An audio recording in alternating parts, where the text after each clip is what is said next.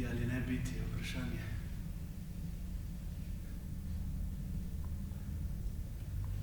Plemenito je trpeti udarce in puščice zlobne sreče ali z orožjem v roki kljubovati morju nadlog in jih končati v boju. Umreti, spati, nič več.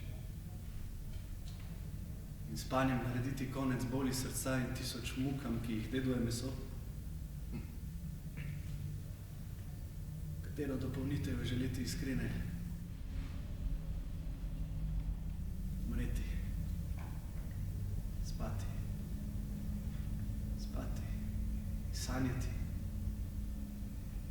Tu je ovira. Misel, kaj se nam bo sanjalo v smrtnem spancu, ko se izmotamo iz umrljivih štren, nas zadrži.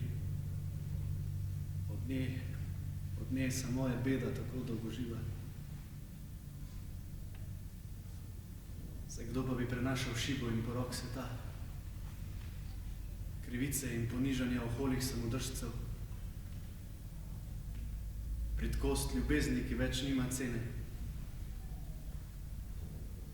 lenobo in brezbrižnost varuhov zakona, pisarsko samopašnost in klofute, ki z njimi malopridnež nagradi pravično potrpljenje, če bi umiritev lahko prinesla že konica noža.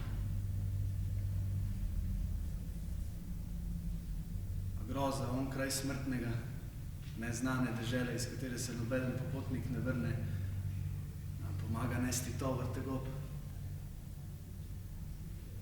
Raje imamo te, ki jih poznamo, kakor da bi bežali konjem, ki ne vemo, kaj so. Imamo vest, zato smo strahopetci.